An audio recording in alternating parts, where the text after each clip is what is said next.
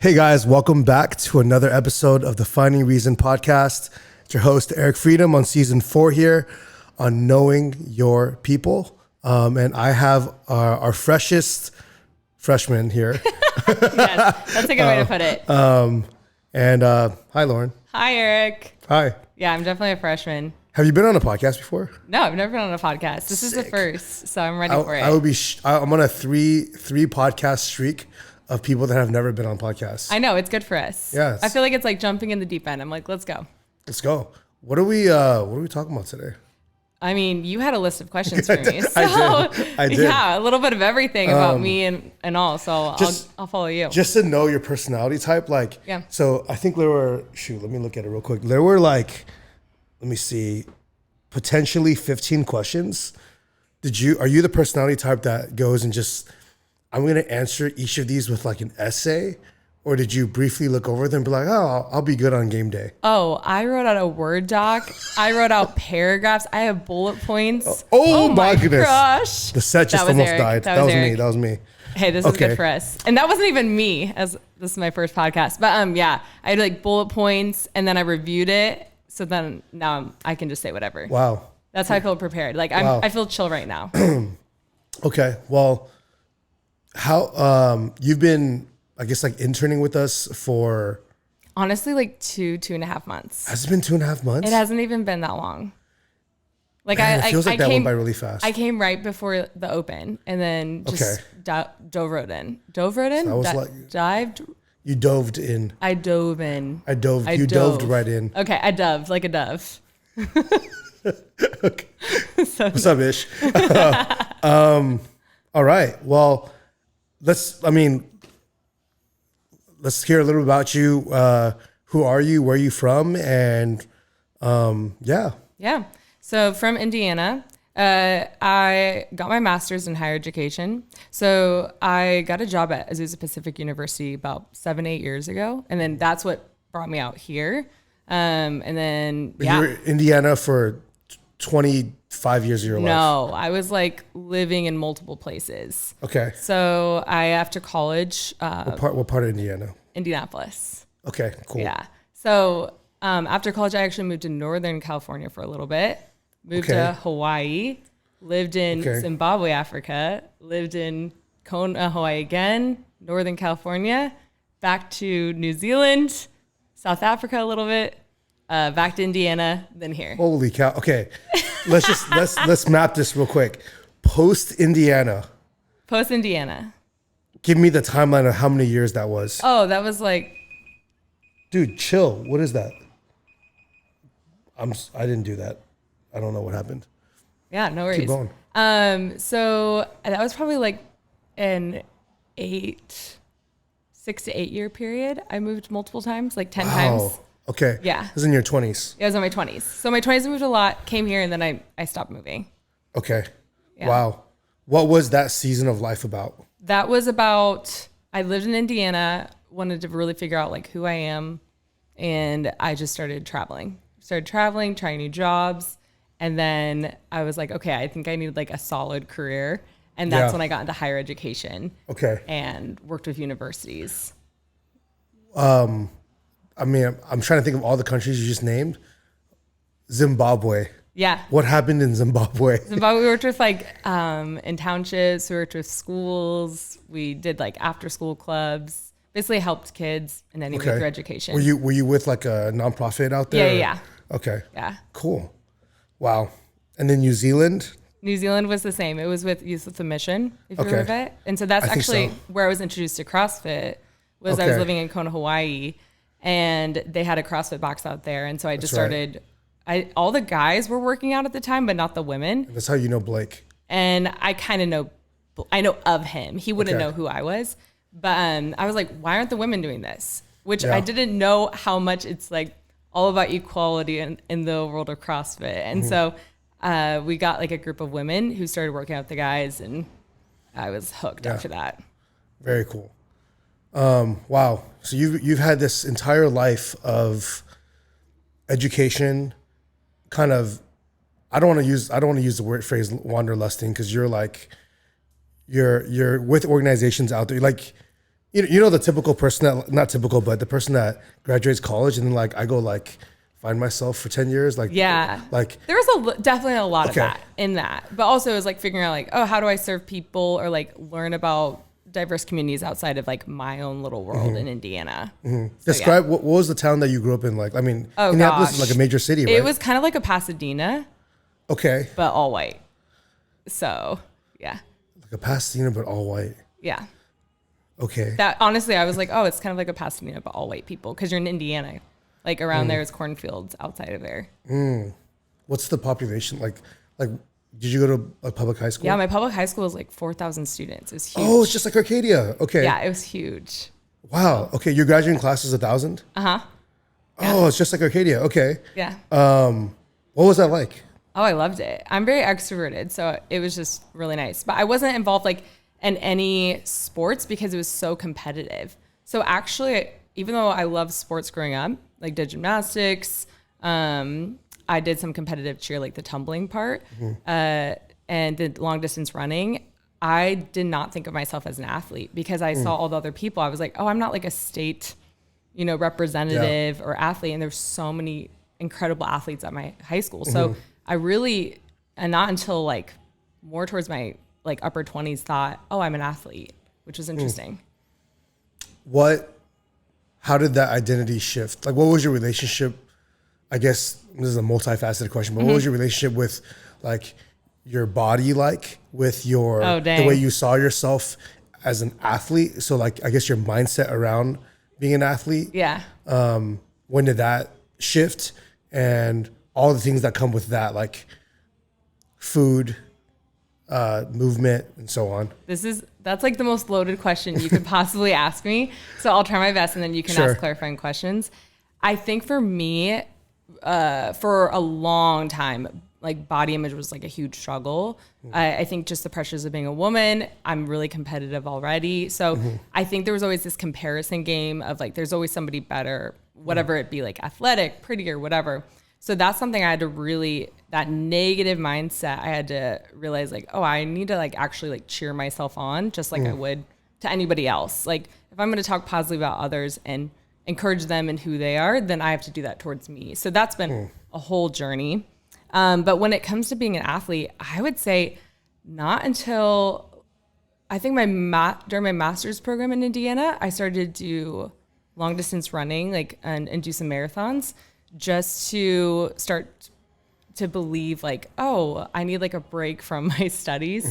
So I would just go on these long runs and I realized, oh, I love running. And most people do not like long distance running. Like to me, I was like, oh, I want to go on a 20-mile run. That sounds really fun.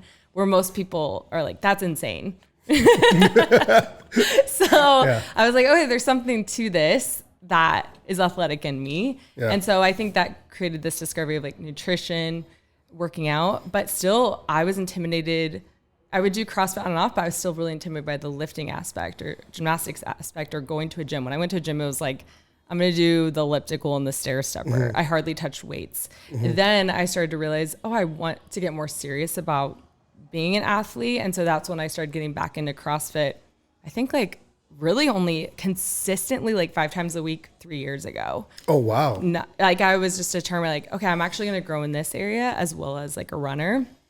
And so that's when I started to realize, okay, if I want to like become a coach, I've got to start seeing myself as an athlete and start seeing others as an athlete. And so that mindset didn't really shift till like 3 years ago, which is kind of crazy. It's really recent. I'm like new beginner of this type of mindset, like towards my body, towards who I am. So would you say that the first mindset that you've adopted as an athlete was I'm a runner?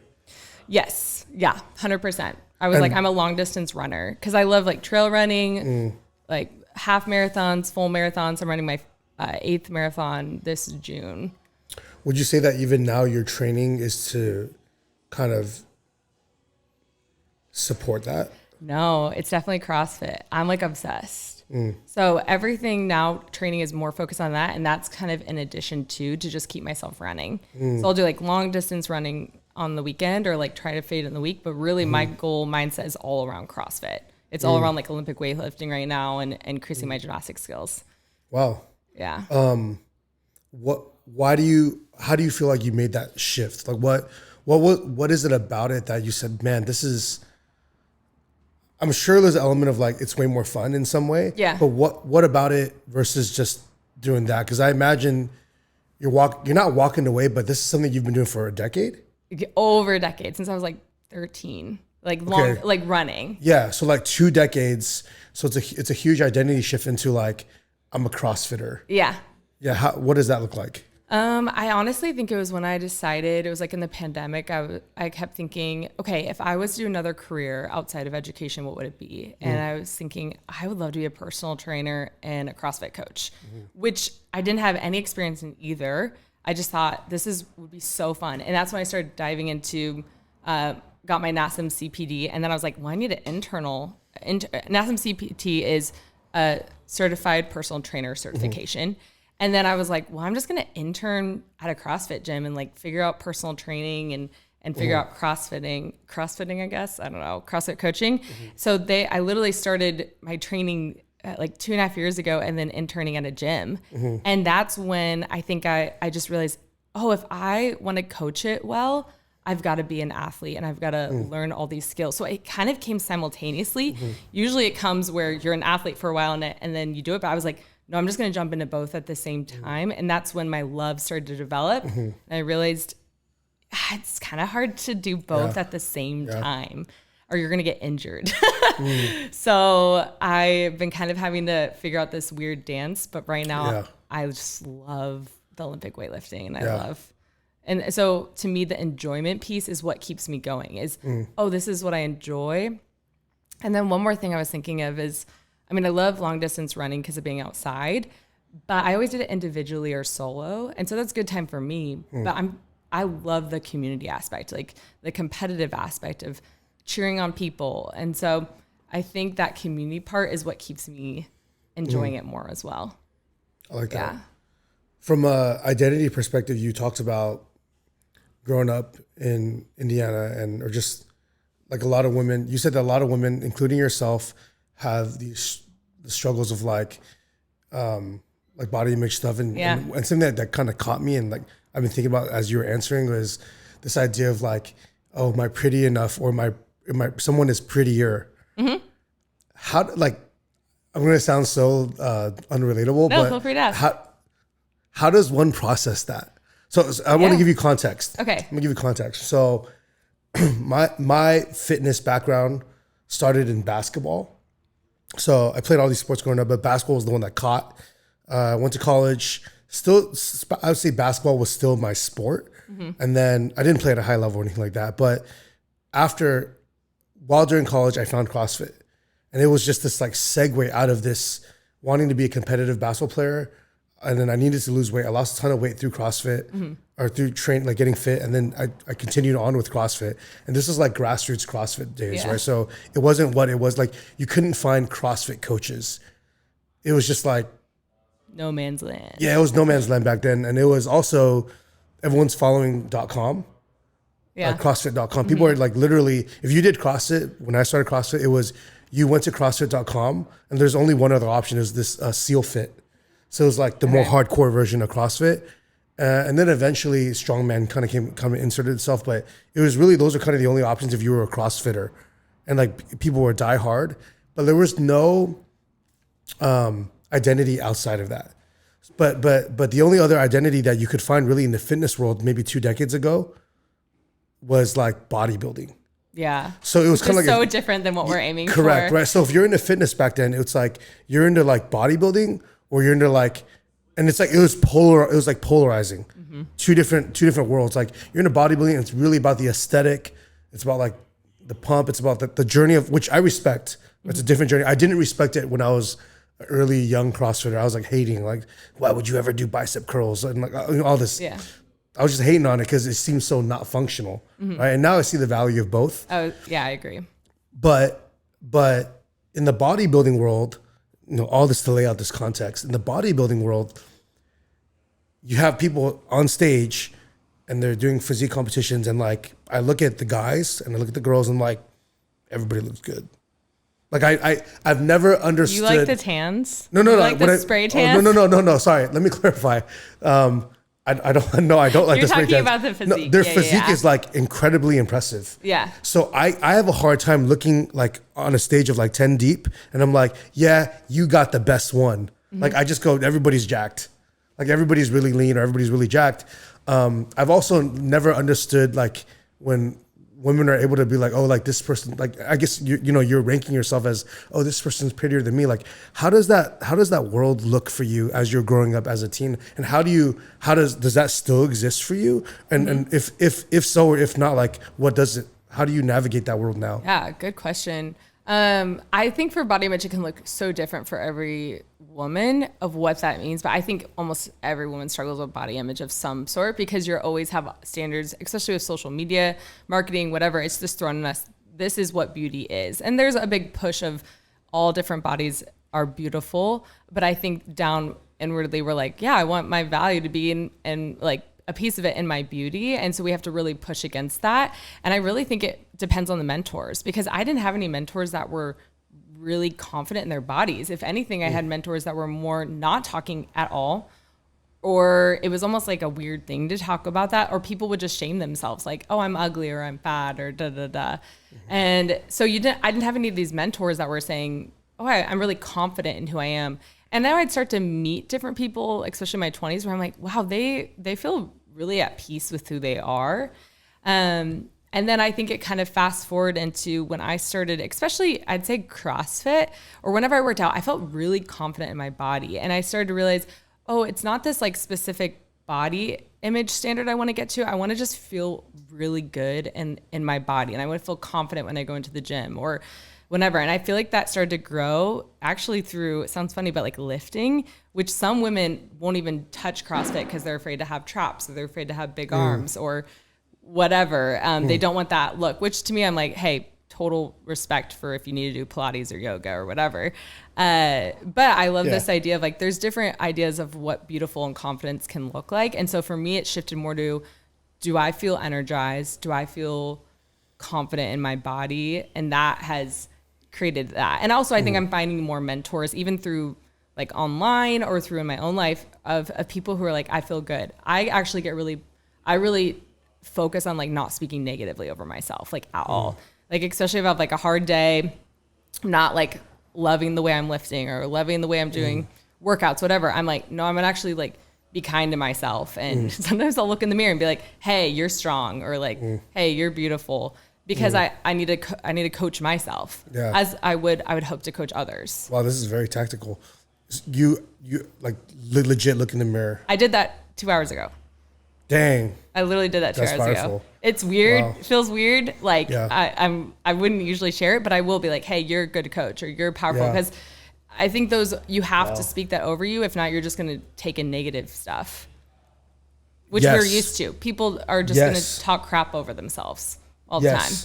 I have this thing, I have this mantra that I have some of my clients share or read, and I'm gonna read it to you. But let's hear it. It sounds like mad corny when you read it out loud. But one of my partners that was helping me run Freedom Coaching for a while kind of brought this in, and then we introduced it to a lot of our clients. And in the beginning, like it feels kind of corny because it's kind of like you're like affirming yourself into positivity, and it can feel really fake. Yeah. It can feel, but like there's also moments where you believe these things about yourself and you know that they're true. It's when you feel really powerful, right? Like for Ish, like I know he's had days where he feels really, really good about what he does because it's not any type of like external validation that's coming from other people. Yeah. Those things help.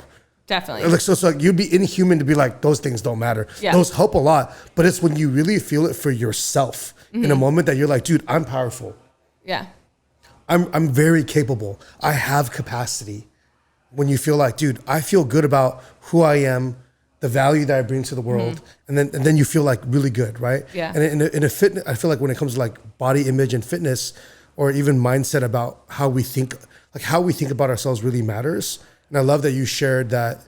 Like you would you tell yourself again? I mean, earlier I was saying all types of stuff, but like, you're beautiful or you're a good coach. Like I'll have to speak it into me, not because I am like I'm prideful or whatever. It's actually because I'm like, I need to believe this for myself because I have so much self-doubt in different areas of my life. And so just like I would a member or a friend, I would speak that to them. I'm like, I have to do that to me too.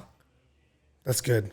But the mantra that we read was, I create my own destiny. So I have clients like print this out and they have to like, I ask them to tape it on their bathroom mirror and read it. And then I ask them like, hey, if this doesn't feel authentic to you, write truths about yourself. Like on your best day, what is it that you believe about yourself? Yeah, that's good. Right. And then like, how do you speak that? Or how do you repeat that in a way that's like, you believe it? And then it's easy to read it on good days. It's really hard to read it on a week where it's Monday, Tuesday, Wednesday, Thursday. You woke up, it's Friday, and you're like, God, can it just be the weekend? Yeah. It's like, so it's like, I define my own destiny. I create my own success. I make no excuses. I realize that I deserve to win. Oh, dang. That would be a hard one for me to do. I inspire. I'm like, I don't know if I deserve any of it. Yeah. I inspire those closest to me. I'm not afraid of the opinions of others. That's a good one. I'm confident. I'll use I'm that powerful. one. I'm a trailblazer, right? And it's this promise to ourselves of like, this is the person that I am. And it feels really fluffy sometimes when you say it, but it's like, those are all things that are true. And I think those are all things that are like, I know you and me, we believe in the same thing, but like, I think those are God-given things that are innate that like, because you've been given that, you already own that. You already have that in you, but you have to go and like access it. I was going to say, yeah, I have to like almost constantly dig it out because society's telling me opposite, or people aren't even speaking about it, but usually it's more negative. So it's like, how do I pull out even like the gold out of me in a sense? So, yeah. I love that. That's crazy that 2 hours ago you were in I was doing that. I was doing that. It was one of those mornings. I was like, I need to give myself a self pump. What are you excited about in this season? Oh gosh, so many things. I mean, if I was to call like where I'm at in my athletic journey, I feel like I'm just in the beginning. I think I have so much more to go. One of your questions was like, what's a mantra you have? And one for me is I want to become healthier the older I get. So the older I get, I want to become, Same. And again, I know life happens and so many things can happen to any person's body, but to the best of my ability within my power, I want to become healthier. And so there's just so much discovery and learning of in every area, whether it be nutrition, CrossFit, coaching, movements, whatever. And so I've just been excited. It's just everything is always something new. It can be overwhelming because sometimes I'm like, where do I even start? Or I need to like chill out and just kind of take one day at a time. That's good. But it's really an exciting season that I'm in because of how much I know I have to go. Like, I don't even know where I'll end, but I'm excited because I just know that there's so much more I can learn. This is a tough question. Where do you feel like you've really excelled like in the last few years, and where you're like, dude, I'm just like, I know these are deficits that I just want to get so much better. Like I want to grow in. Yeah. I mean, I think I've excelled in just like going after like learning when it comes to being like a coach. Like every day I'm studying something. So I'm really proud of where I'm not like Coach Shawnee has been doing this for years, or like I'm like, some of you guys are just, so much, but I know I have that hunger for it. And so that's what excites me. And I'm really proud of like how much I've studied and what I've learned and how I'm practicing it. I think for me, my deficit maybe is like, I'm so growing in it too, but nutrition, like I'm just starting to track calories because that was like, what? You were like very intuitive before. Intuitive, yes, for sure. But I think there's a time to track to get more data. I just started like in the fall implementing protein, like a ton, like I increased like all my animal proteins, like dairies, meats, all that. And inflammation has like left my body. Like I had this like knee thing, this ACL thing for at least a year going on of pain. And it's been gone since. Just from tweaking your diet. Just from tweaking my diet. And I'm like kind of freaking out. I'm like, telling people everywhere. I'm like, I know it might not be for you, but increase your animal proteins. I know there's vegans out there, but so just these things that are getting me, I'm like, oh, I still have a lot more. I'd say teaching nutrition is something I like really want to grow in. And then of course in the area of coaching, there's always more to grow in of like, how to help every specific person become a better athlete. I love that. How do you feel like, I mean, you have a very unique last 2 decades of life of all these different experiences. How do you feel like that's prepared you to be in this very season that you're in right now? I think I have like really good self-talk. So I just know that, for instance, like I've told you this already. I'm like, it's so uncomfortable, like coming into a new community, you know? And I'm like, I'm a new person, or what are they going to think of me? And so just realizing like, oh, I've always gotten through uncomfortable situations. Like I've always been able to figure it out That's good. And so being okay with failure, like, oh, I'm going to mess up, or I'm going to maybe, I don't know, teach something wrong, or just have a bad like CrossFit day or whatever. And just giving myself that permission of like, hey, that's how you become better, is when you're afraid. I love that. And I think that's something that I'm like, I can keep going because I've made it through all these other situations when I've been really scared or uncomfortable, anxious. I wish I could have an anxious-free life or a failure-free life, but that's just not possible at all. It's not possible. And so I think that gives me, I keep giving myself permission, like, you're going to mess up, you're going to fail, you're going to learn and grow. And that's how you become like a better athlete and coach and all that. Yeah. I love that. I feel like one of the things that we have in our ethos is just being growth oriented. And part of that comes with understanding that you don't have all the answers. Yeah, definitely. And one thing that so one way that I judge people that come into our organization, whether you're a staff or incoming staff or a member, is I told this to all of our team, is like, I judge your intention. So what that means is I assume that you're going to mess up. But that means that I also give the space for you to make that mistake the first time or the first few times. But what I judge going forward is what is your intent from that mountain peak going forward. Definitely. Right? It's okay to make the mistake. It's okay to not know. But how long do you get to not know for until it's okay to not, like, it's not okay to not know. Right? And I think, and that's such a tough thing in just people in general. Like I was going to say that could be in any situation. That's in any situation, right? Like one thing that I know that I can live with a clear conscience every day is that, like, when I show up in the leadership position that I have, is I know my intentions for our community. I know my intentions for my staff, for you. I know that they're good and I know that they're pure. And I know that in how that's executed may not always come across the best way in every single layer of however things are executed. And I'll take responsibility for that right now, knowing that it's not going to be perfect. It's going to be messed up. We sent out like a member survey, I think last Monday. Yeah. I'm not going to read them till probably end of next week. Like, I know that there's going to be some roasting in there, right? Because it's anonymous feedback. And when it's anonymous feedback, people go for it, right? So you're either going to get like the people that are really, really happy and are going to go out of their way and give you feedback, or the people that are really both extremes. Yeah, or the people that are really, really upset about something or don't like something, and they're just going to lay it on. The people that are like pretty happy are kind of like, I don't have time for that. Right? They're just not going to give the feedback because they don't want to spend the time. It's like, I'm pretty happy.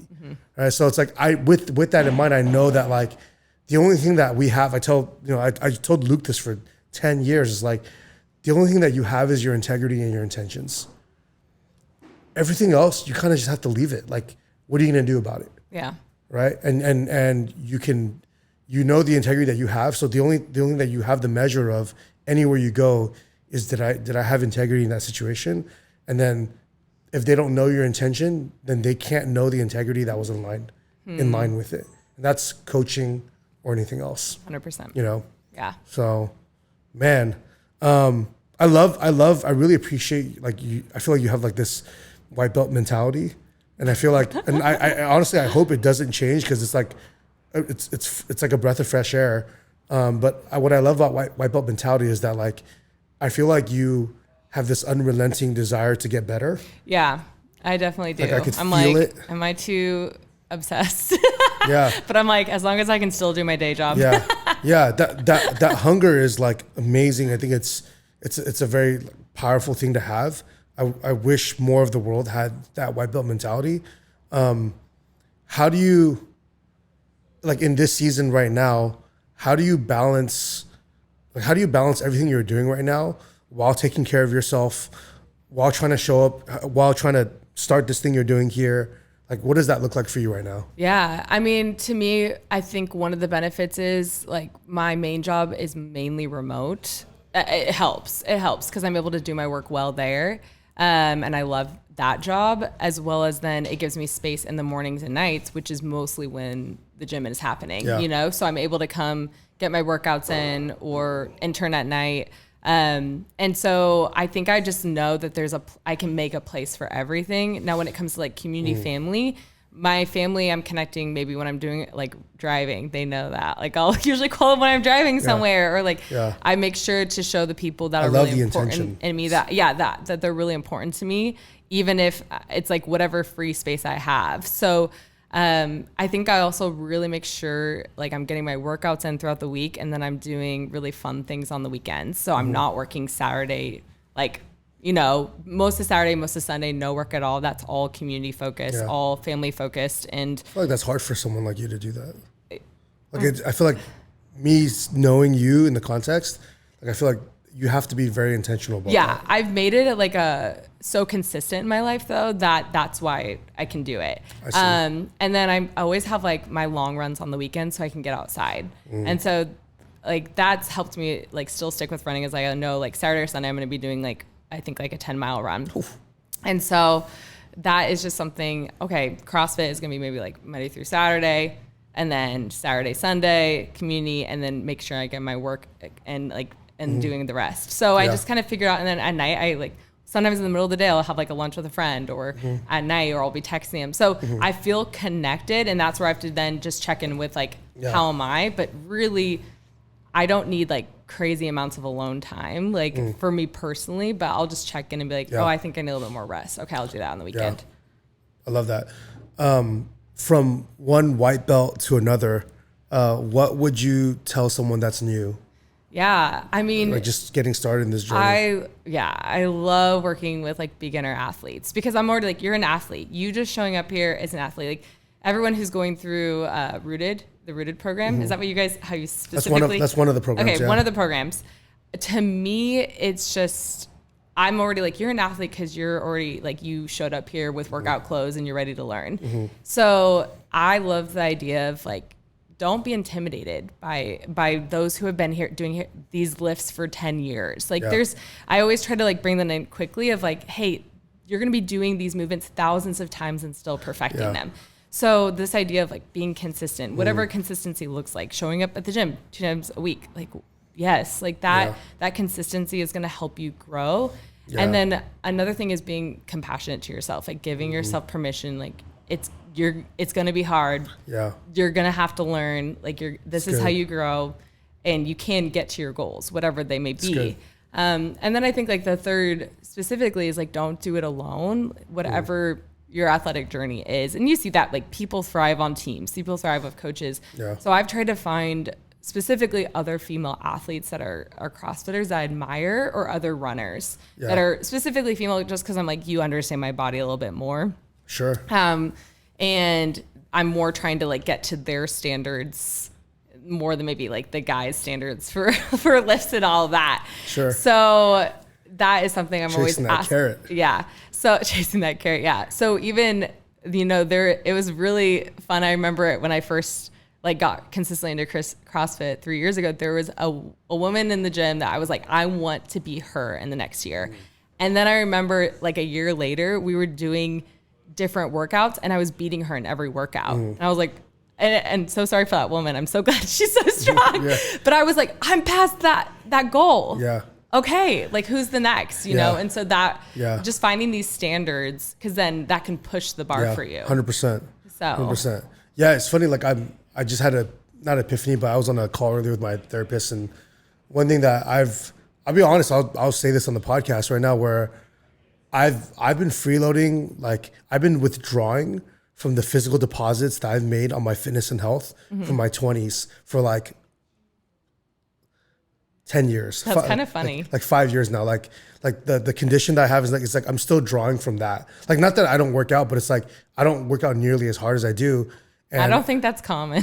Huh? I said, I don't know if that's common. Yeah, but I also, I'm at a point where, because I keep feeling like right now, the thing that's most important for me right now is like really pursuing fitness again as my top priority. Yeah. But it hasn't felt like, it's kind of been like, I can kind of put in this like 70, 80%, and it's still, on paper, my blood work's solid. I'm probably healthier than 99% of people. I'm still probably in the 1 percentile on health. But it's like, if I had to measure it, like, I'm like a decamillionaire on health, but I'm not a billionaire.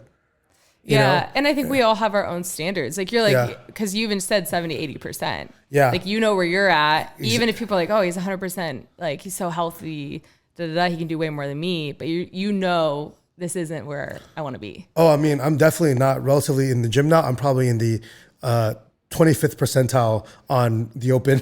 so like, fitness wise, I know that's like fallen a ton. And it's like my old drive for why that mattered. And it brings me back to like what you were saying about kind of wanting to have this, I don't want to say this balance, but like for me, I've kind of let it go.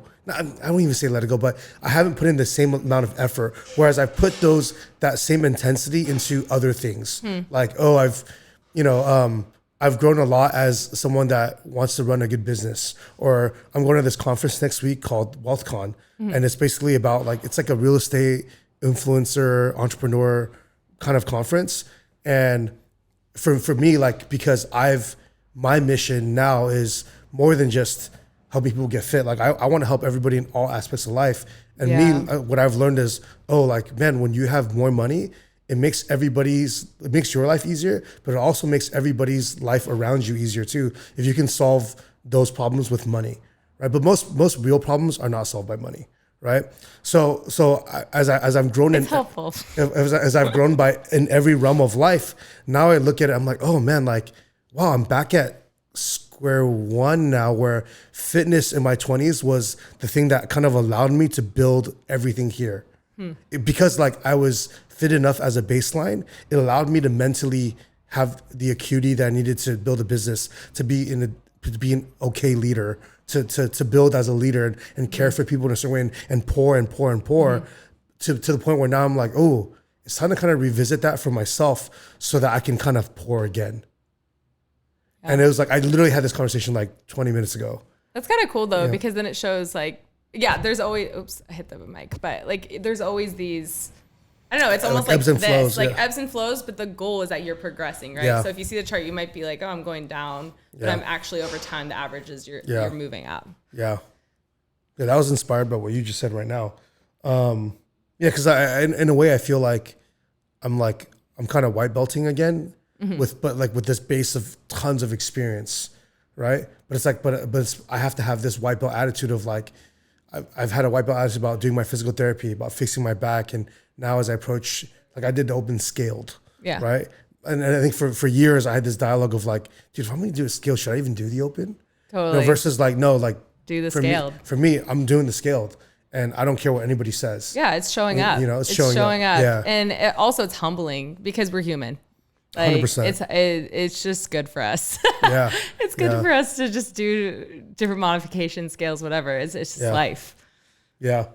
There's one part, as we kind of wrap up, there's one part of the show where we like to have you share an item, past or present, that has been a significant influence in your fitness journey. So what's the item that you brought today? Great. I brought my new weightlifting belt. Here we go. It's pink. It's a no Here we slip. Go. Are we gonna drop the brand? Yeah. What's the brand? I don't even know what it's called. E26. Element 26. This is how much I know. Thanks, here we go. Element. I've never heard of it. It's legit. It looks a lot like the two. I think CrossFitters have used it before, Yeah. I think for me, it's just, I got it because I was like, I first want to invest a little bit more in my Olympic weightlifting. Is this your first belt? Oh no, I had a belt, but it was given to me. Like someone was like, oh, this is an extra belt I have. Here you go. Oh, I see. And so this one was like, oh, this is my first investment in more of the Olympic weightlifting. And it just got me excited. I was like, I feel like a powerful woman. And I keep hitting the mic, but Yeah. So I think that was just like something. Isn't it funny how like buying an item can like hype you up for that? Yeah, totally. Like it reminds me of when I used to get like a pair of new shoes, and that game that the first game that I would play in the shoes, although my feet hurt, I would play with this like extreme confidence. Yeah. Because I had like new shoes. Is that what the belt? It sounds like that's what the belt makes me feel amazing. And sometimes I'm like, oh, I don't need a belt. Like I need to just figure it out without the belt to strengthen my core. Yeah. But it's nice to put on. Was the color random, or did you choose? I chose pink. I was like, what does that represent? Because I don't like any color anyways, but I was like, pink is very you feminine. fit right in here. We live hard on these gray tones here. I don't like any colors, but my gym bag is pink and then this is pink, and I'm like, I am a woman that lifts. So here we go. That's how, not that men can't wear pink and all of that, but it just feels very feminine. So I like that. Yeah. I like that. Wow. You've been in San Gabriel Valley for how long now? The San Gabriel Valley, almost coming on 8 years. 8 years. What are some of your favorite, so this is another question that we asked is, what are some of your favorite healthy places to eat in the San Gabriel Valley that are like, I know that when I come here, I can make great decisions. Don't feel bad. Like, no guilt. Yeah. And I make good decisions every time I come here. Okay. So, well, this is something you could do across the U.S., but I love going to Whole Foods and their salad bar. That's a guilty pleasure for me because it's expensive. Because it's expensive. Okay. And I'm like, ooh, a little bit of this, a little bit of that. So Whole Foods salad bar, like to me, that's like I'm going out on the town. Dude, so when I used to go there, it's I used like to go $18. I used to go on Wednesdays when it was like, I think it was like a $1 or $2 off per pound. Oh, I wish. But dude, that box is like, easily $15 to $20. It's so good for like an okay amount of food. Yeah, you can change it up. Okay, so this could be controversial, but In-N-Out protein style cheeseburgers, I mean, that is like a standard. You can get diet lemonade. You can get French fries that are carbs. I love In-N-Out. Okay. I love it. You're the first one to plug it out here. Yeah. Okay. Protein style. You're so healthy. You can get extra lettuce, extra onion. Okay. Like totally make it healthy. In-N-Out. Yeah. That's keto. what Hammer's all about. Okay. Yeah. Cool. If you don't do the fries, you can do a shake for keto, maybe. No. I'm gonna go back to the Whole Foods real quick. Okay. Whole Foods. Do you ever? I have this fear that like somebody put their finger in it and like twirled around the food. Okay, and I'm like, totally. But I just kind of check it out first. Like I kind of I kind of just look. I mean, if I found a hair, I'd be done. I'd be done. I'd be like, I don't care if it's my hair, I'm out. Yeah. So thankfully I haven't had that yet. Because I used to do that a lot. And then I started to look at it and be like, dude, what if? Because some people are freaks, No, you can't think that deep. Okay. You can't think that deep about it or you'll never go. Yeah, because I did so the truth is I got sick once. Oh, from Whole Foods? From Whole Foods, the bar. Why are you bringing this up now? Well, because this is me talking to help people across America. So only one time. And my thought was, dude, I've had a really great streak of eating here. It's not helping anyone eat healthy. 7 months of eating here. Okay. Almost once a week. As a treat to myself. As they take your money. And and then I got sick once and I was like, dude, I always get the same thing. It's like a cabbage salad, chicken. And I'm like, did someone like mess with it? Man. Yeah. So sorry about that. You have a third one? Third, I mean, I like True Food. It's called True Food's Kitchen? Yeah, it's pretty fancy. Like, what's your go-to there? There's like this Brussels sprouts dish, and you can get like grilled chicken. It's really good. But again, that is like if you want to go out on the town. You go to the Pasadena one? Yeah, Pasadena True Food Kitchen. Have you ever had the ancient grain bowls there? I've heard of it, but no. It's a heater. It's fire. Yeah. It's delicious. Yeah. Yeah. So there you go. So In-N-Out, who knows? Whole Foods, don't go.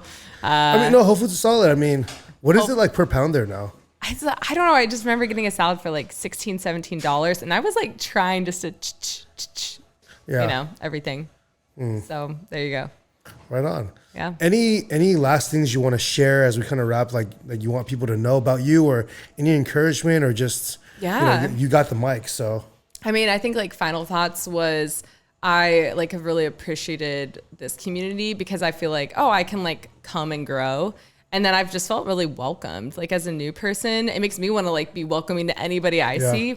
But I've had great conversations with members, with athletes here. And so I've just appreciated all different ages, stages. I said that in the other video, but I was like, I love all the different ages here. And I love all the different backgrounds that are going on and the conversations that are happening. And I told you this too, but I was like, oh, people are really respectful here. Yeah, people talk trash or, joke around, whatever. Yeah, it's fun loving. Which is what you would hope at any gym. Sure. But it's also like, there's this element of like, oh, I really appreciate and respect. And I love when people say hello and goodbyes here. That's actually a really big deal to me. Is like people say hello and goodbye here. Yeah. And not every place that people will leave and you won't ever know that they left. And so here you'll know, oh, that person entered the room and that person left. I think that's like a cultural rule for us. So like, I don't know if every staff here does it, but I did that starting from when we first opened off of First Avenue at 1.0. It's really hard to do that now because like there's so many people. You might have a client, whatever. You might be coaching. And then like, it's actually one of the things that triggers my wife. She goes, I know why you're late. She goes, because when you left, you said bye to every person in the room. And people want to talk. And then someone probably walked in and you started talking to them or they like had a problem and you thought, I got the answers to that. And then you just started talking to them. And next thing you know, you're supposed to be home at 6:30, but you're home at 6:55. Yeah. And I'm like, and we only live 1 minute away. And I'm like, oh, it's so difficult. But I just listened to this podcast on attachment theory and it talked about building healthy attachments goes with healthy hellos and goodbyes. So this idea of acknowledging people's presence and then also giving the time to say like, hey, you're worthy of a goodbye or you're worthy of a hello. That creates like healthy attachments. Just that little thing. I like that. So it's kind of cool. That's good. So anyways, that's a little bit. I just want to, just as we wrap, one last one. I want to put you on blast because you said that you felt really welcome. What are like 1 to 3 members by name that made you feel really welcome? I mean, I'm trying to think. Cheyenne? Cheyenne. Sick. Love her. Janice. Awesome. Janice makes me feel so welcome. Janice. Okay. Oh my gosh, am I butchering names? This is good for me. I think certain people, I think it's because Eliza calls her Janice. And I was like, dude, I think her name's Janice. But Janice, get back to us. Janice, you can let us know. I don't know. We did a partner WOD once and it was bomb. Okay, so we got Janice, we got Chao-Yen. Yes. Who else we got? Oh gosh. I mean, I've like felt love for everyone. I mean, Joy's amazing. Joy I've done partner workout with. I've talked to Joy like twice. Joy's awesome. She's fire. Her double unders are fire these days. Did you know that Joy swam with Dr. Josh Lowe? Yeah, she told me that fact. Crazy. People have like claims to fames here. Yeah. So. Well, shout out to Joy, Chao-Yen, and Janice. You guys get a cowbell really on me next time you see me at the gym, or Lauren. That's going to be on me because you guys are awesome and you guys make people feel welcome. Yep. So, well, thanks for joining. Okay. Thanks for being here today. That was fun. We keep going, but there you go. I'm 10 minutes late for a call. So nice. Thanks.